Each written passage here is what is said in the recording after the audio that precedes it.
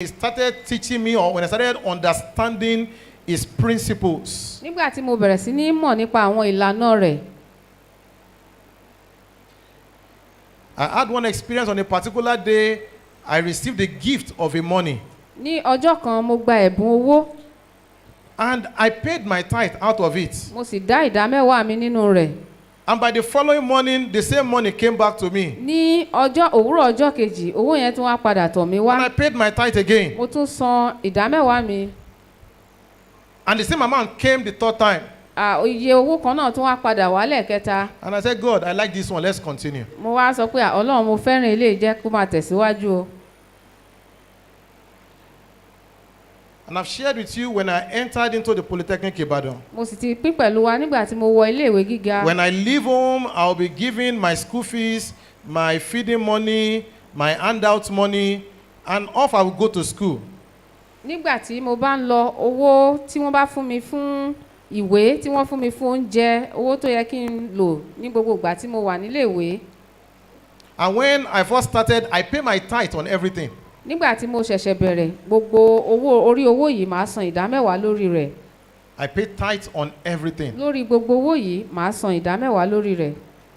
But when I get to the bursary, they will not hear I've removed 10% for them. Ṣùgbọ́n nígbà tí mo bá débi tí màá ti sanwó, wọn ò ní fẹ́ gbọ́ pé mo ti yọ ìdámẹ́wàá nínú rẹ̀. So I will pay the school their own full money. Màá san owó tó jẹ́ ti iléèwé ní When I kíkún get to fún wọn. lecturer's office for handout, I will not tell them, Oga, mo ti bá yín san ìdá mẹ́wàá yẹn, má worry.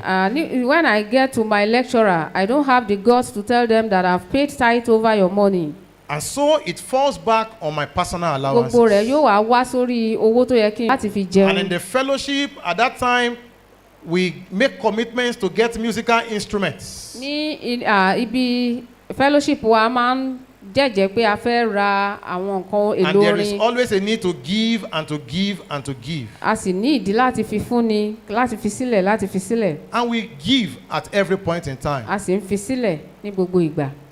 And so that God is giving me his blessings is not a surprise. Pé Ọlọ́run ń fi ìbùkún fún mi kì í ṣe ohun tó jẹ́ That ìjọjú. after I left school without compromising, coming out with lower credit, I did not cheat, and I got a good job was not a surprise. Nígbà tí mo sì jáde tí mo rí iṣẹ́ gidi, mo rí wípé kì í ṣe tó yani lẹ́nu. Because anyone that learns to trust in him will not be disappointed. Nítorí pé ẹnikẹ́ni tó bá gbẹ́kẹ̀lé kì í jákulẹ̀. Anyone who depends on him will not be frustrated. Ẹnikẹ́ni tó bá gbẹ́kẹ̀lé kì í ní ìjákulẹ̀. But fortunately, many of us we go with God halfway. Ṣùgbọ́n ọ̀pọ̀ nínú wa ló jẹ́ wípé ìtẹ̀lé Ọlọ́run wa ìdajì I ni. told us last week, whoever lives within the four walls of his strength and what he has will always run out of both abilities. Mo ti sọ fún wa ní ìjẹ́jọ́ pé ẹnikẹ́ni tó bá gbẹ́kẹ̀lé ohun tí ipá rẹ̀ lè ṣe,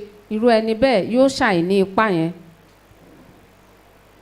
I've come to a point like Abraham that when he makes a demand upon him, I don't also think twice. Mo ti dé ìpele ti Abrahamu pé nígbà tí Ọlọ́run bá béèrè ohunkóhun lọ́wọ́ mi, mi ò ní máa yẹ̀ wò. Does it mean I don't realize the price of what I am paying?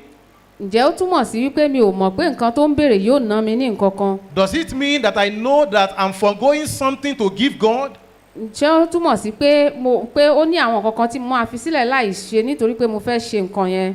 No, it doesn't. I know that it's costing me something. Mo mọ̀ wípé ó ná mi ní nǹkan. But I will rather invest with God than to invest in things that will perish. Ṣùgbọ́n mo gbà pé ó dára kí n dókòwò pẹ̀lú Ọlọ́run ju pé kí n fowó sínú nǹkan tí yóò I parun will lọ. rather obey him than obey the flesh. Màá gbà láti gbọ́ràn sí lẹ́nu ju láti gbọ́ràn sí ẹran ara.